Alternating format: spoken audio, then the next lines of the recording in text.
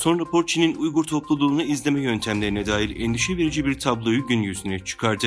IPVM'in ortaya koyduğu bulgular Hangzhou'daki Asya oyunları sırasında Uygur üniversite öğrencilerini takip etmek için kullanılan anormal davranışları tespit eden bir sistemin varlığını gösterdi. Çin'in yüksek teknoloji ve yapay zeka temelli izleme sistemleri özellikle Uygur toplumunu hedef alma konusunda tartışmalara neden oluyor.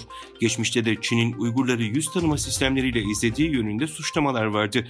Bu tür izleme ve takip yöntemleri insan hakları ve gizlilik konularında ciddi endişelere yol açıyor. Uygur Araştırmaları Merkezi Başkanı Abdülhakim İdris, 8 Aralık'ta Endonezya'nın başkenti Jakarta'da başlattığı faaliyetlerine devam ediyor. Uygur soykırımı konusunda Endonezya'nın 5 şehrinde faaliyetler düzenleyecek olan Abdülhakim İdris, 11 Aralık'tan 15 Aralık'a kadar çeşitli üniversitelerde ve araştırma merkezlerinde Uygur soykırımı hakkında konferanslar düzenledi. Abdülhakim İdris, Endonezya'da Çin'le işbirliği yapan üniversitelerde de Uygur soykırımını anlattığını söyledi. Doğu Türkistan'daki soykırım hakkında kamuoyunu, aydınları, üniversitelerdeki öğretmen ve öğrencileri bilgilendirme kampanyamız devam ediyor ifadelerini kullandı. Çin'in kuzeydoğusundaki Gansu eyaletinde meydana gelen 6,2 büyüklüğündeki depremde en az 118 kişi hayatını kaybetti, 266 kişi de yaralandı. Yetkililer yerel saatte 16'da meydana gelen depremin Gansu'nun yanı sıra komşu eyalet Qinghai'de de hissedildiğini, daha sonra ona yakın artçı deprem meydana geldiğini açıkladı. Daha sonra Uygur Özerk Bölgesi yani Doğu Türkistan'da da 5,5 büyüklüğünde bir deprem yaşandı. Depremin can ve mal kaybına yol açıp açmadığı henüz bilinmiyor.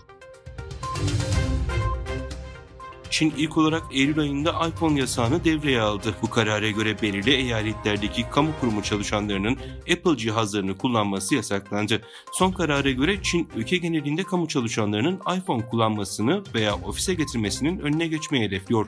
Bloomberg'in yeni raporuna göre ilk olarak Pekin ve Tianjin'de uygulanan karar 8 Çin eyaletine daha genişletilmiş durumda. Bu devlet kurumlarındaki çalışanların iPhone'u hem ofis hem de resmi iş kullanımı için yasaklandığı anlamına geliyor.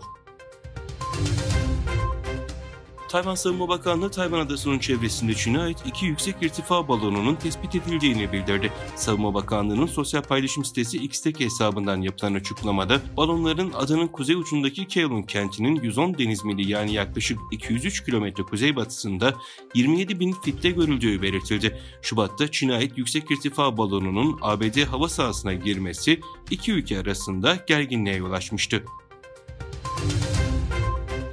Tel Aviv'deki Ben Gurion Havalimanı Gazze'ye saldırılarla birlikte büyük bir ekonomik darbe aldı. Bu kapsamda İsrail Havalimanları İdaresi'nin havalimanı çalışanlarıyla görüşmeler yaparak çeşitli kararları ilettiği aktarıldı. Buna göre 600 personelin ücretsiz izne çıkarıldığı, 1000 kişinin işinde de %25 azaltmaya gidilerek kısmi süreli çalışmaya geçmelerine karar verildiği kaydedildi.